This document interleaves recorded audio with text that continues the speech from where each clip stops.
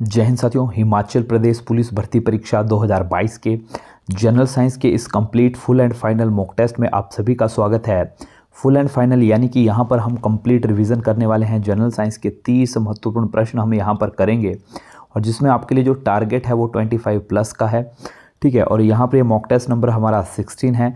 तो चलिए ज़्यादा समय न गवाते हो, हम डायरेक्टली अपना मॉक टेस्ट शुरू करते हैं। समय हमारे पास बहुत कम है, केवल 4 से 5 दिन बचे हैं पुलिस भर्ती के लिए। तो यहाँ पर हम काफ़ी इंपॉर्टेंट क्वेश्चन डिस्कस करेंगे, तो वीडियो को बिल्कुल भी स्किप मत कीजिएगा। और साथ ही साथ यदि आप हमारे चैनल पर फर्स्ट टाइम विजिट कर रहे हैं तो हमारे चैनल को भी अभी सब्सक्राइब कर लें, ताकि आने वाले जितने भी वीडियोज़ हैं उनके नोटिफिकेशन आपको मिलते रहे। तो ये रहा आपका पहला प्रश्न, कैंसर संबंधी रोगों का अध्ययन कहलाता है। I repeat once again, cancer संबंधी रोगों का अध्ययन क्या कहलाता है? Right answer is option number C, oncology. Question number 2, मांसपेशियों में किस अमल के एकत्रित होने से थकावट आती है? आई रिपीट वंस अगेन, मांसपेशियों में किस अमल के एकत्रित होने से थकावट आती है? राइट आंसर हो जाएगा option number C, lactic acid. Question number 3, Alfred Nobel ने किस का आविष्कार किया था? एल्फ्रेड जो नोबल हुए उन्होंने किसका आविष्कार किया? काफ़ी ये इंपॉर्टेंट है। तो एल्फ्रेड नोबल जी ने जो आविष्कार किया था वो किया था ऑप्शन नंबर बी, डायनामाइट का। क्वेश्चन नंबर 4 जो कि है, खाद्य प्रतिरक्षक के रूप में किस रसायन का प्रयोग किया जाता है? आई रिपीट वंस अगेन, खाद्य प्रतिरक्षक के रूप में किस रसायन का प्रयोग किया जाता है? तो कौन सा रसायन प्रयोग किया जाता है? वो किया जाता है सोडियम बेंजोएट। और यदि पूछा जाए किस गैस का प्रयोग किया जाता है चिप्स के पैकेटों में, तो आपको पता ही होगा यूज़ किया जाता है नाइट्रोजन का, लेकिन यहाँ पूछा था रसायन का। क्वेश्चन नंबर 5 की तरफ आगे बढ़ते हैं, जो कि है, कौन सी धातु अर्धचालक की तरह ट्रांजिस्टर में प्रयोग होती है? आई रिपीट वंस अगेन, कौन सी धातु अर्धचालक की तरह जो है ट्रांजिस्टर में प्रयोग होती है? राइट आंसर हो जाएगा option number B, germanium. Question number 5 की तरफ आगे बढ़ते हैं, 6 की तरफ, जो कि है, परमाणु घड़ियों में टाइम कीपर के रूप में किस तत्व का उपयोग होता है? परमाणु घड़ी यानी कि एटॉमिक क्लॉक। तो एटॉमिक क्लॉक में टाइम कीपर के रूप में किसका यूज़ किया जाता है? राइट आंसर हो जाएगा ऑप्शन नंबर सी, सीजियम का। Next question is question number 7, मानव शरीर में पाचन का अधिकांश भाग किस अंग में होता है?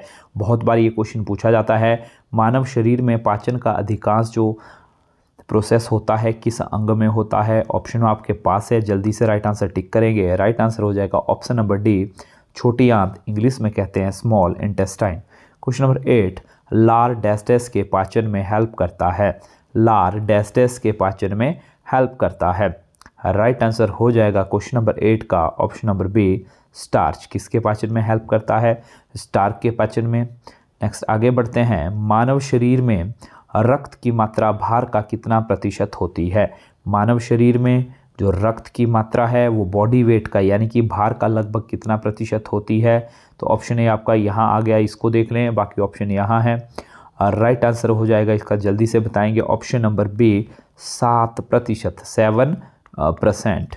चलिए नेक्स्ट क्वेश्चन के आगे देखते हैं क्या है, मानव शरीर में खून के शुद्धिकरण की प्रक्रिया को क्या कहते हैं? क्वेश्चन है, मानव शरीर में खून के शुद्धिकरण की प्रक्रिया को क्या कहते हैं?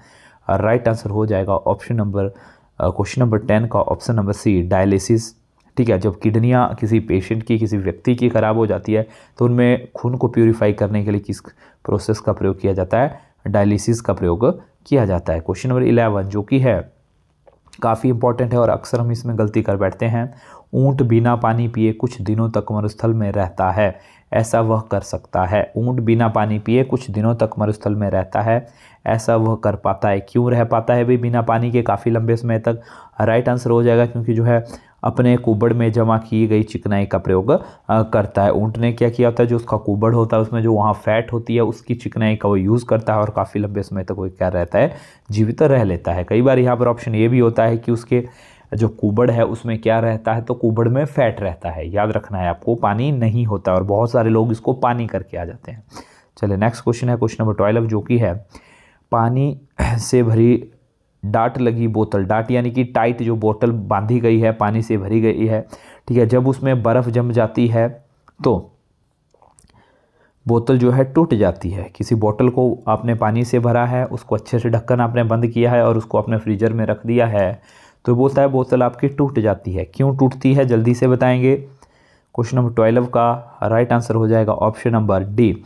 जमने पर जल का जो आयतन है वो बढ़ जाता है, यानी कि पहले जो कम आयतन घेर रहा था जमने के बाद क्या करेगी, वही बोतल ज़्यादा आयतन घेरेगी। अब आयतन ज़्यादा घेरने की वजह से बाहर की तरफ धक्का लगेगा और बोतल आपकी क्या की फट जाएगी। बढ़ते हैं क्वेश्चन नंबर 13 की तरफ, जो कि है सूर्य से ऊर्जा उत्पन्न होती है।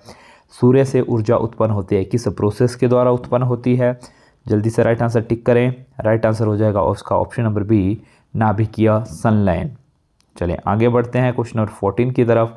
जब शुद्ध जल में डिटर्जेंट डाला जाता है तो उसका पृष्ठ तनाव यानी कि सरफेस टेंशन पर क्या इफेक्ट होता है? तो क्वेश्चन नंबर 14 का राइट आंसर हो जाएगा ऑप्शन नंबर ए, पृष्ठीय तनाव पानी का क्या होता है जी, कम हो जाता है। नेक्स्ट इज ताप का एसआई मात्रक क्या है? ताप का एसआई मात्रक जल्दी से बताएंगे। एसआई मात्रक ताप के हो जाते हैं option number C, kelvin. Next is question number 16, बर्फ पर दाब बढ़ने पर उसका गलनांक, बर्फ पर जब प्रेशर बढ़ा दिया जाए तो उसका जो गलनांक है, जो मेल्टिंग पॉइंट है, उस पर क्या इफेक्ट पड़ेगा? जल्दी से आंसर टिक करेंगे। आंसर हो जाएगा इसका ऑप्शन नंबर ए, उसका जो मेल्टिंग पॉइंट है वो क्या हो जाएगा, घट जाएगा। क्वेश्चन नंबर 17, 60 डिग्री सेल्सियस को फ़ारेनहाइट में बदलो। 60 डिग्री सेल्सियस को फ़ारेनहाइट में बदलो। तो देखिए Fahrenheit to Celsius to kelvin बदलने का फॉर्मूला मैं आपको बता देता हूँ।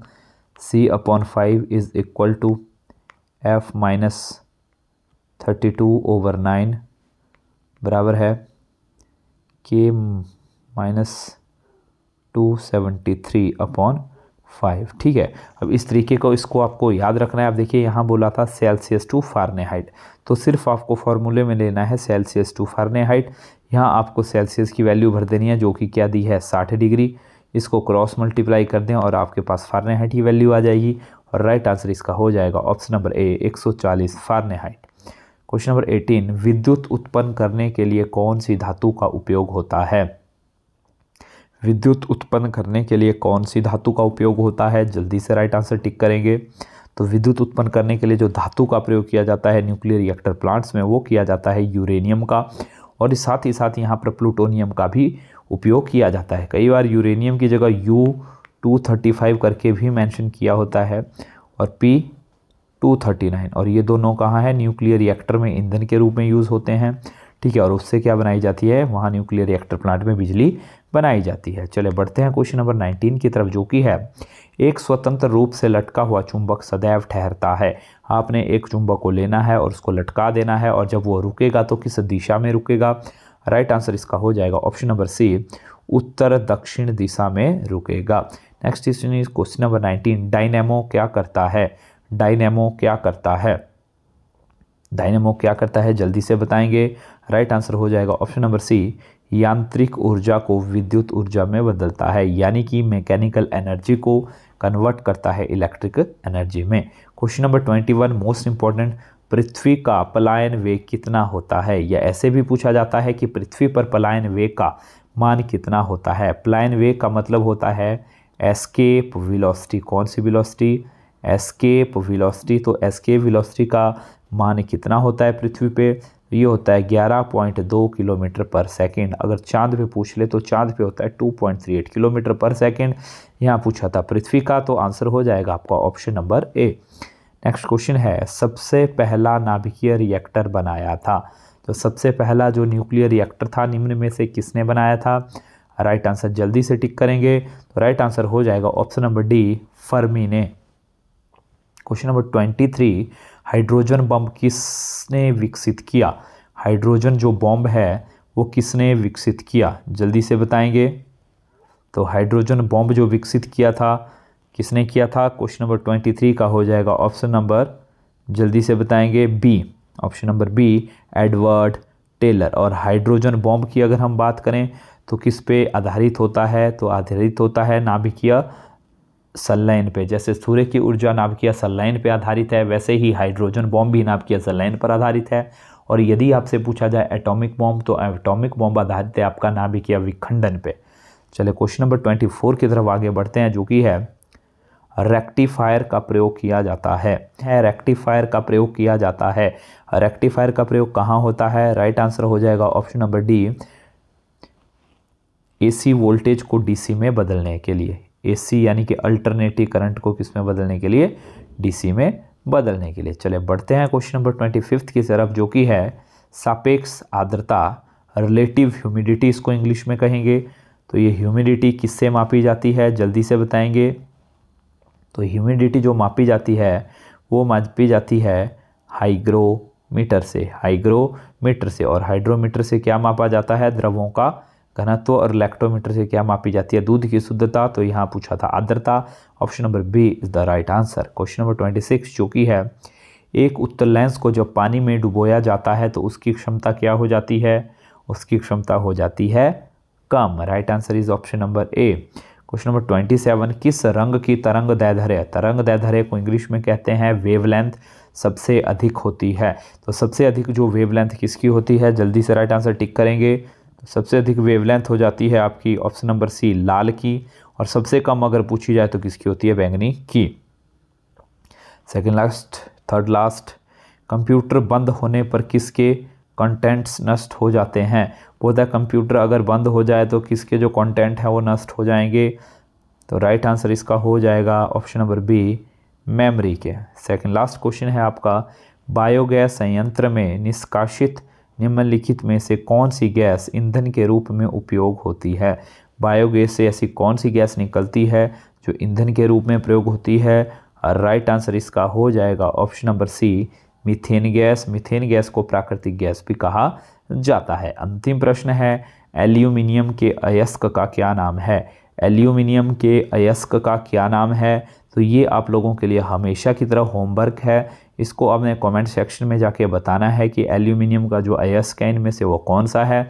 और साथ ही साथ यदि अब तक आपने हमारी वीडियो को लाइक नहीं किया है तो लाइक कर लें, शेयर कर लें, चैनल को सब्सक्राइब कर लें, ताकि आने वाले जितने भी अपडेट हैं, जितने भी मॉक टेस्ट है वो आपको समय पर मिलते रहें। और डटे रहें अपनी तैयारियों में। जल्द मिलेंगे अगली वीडियो में, तब तक के लिए जय हिंद, जय भारत।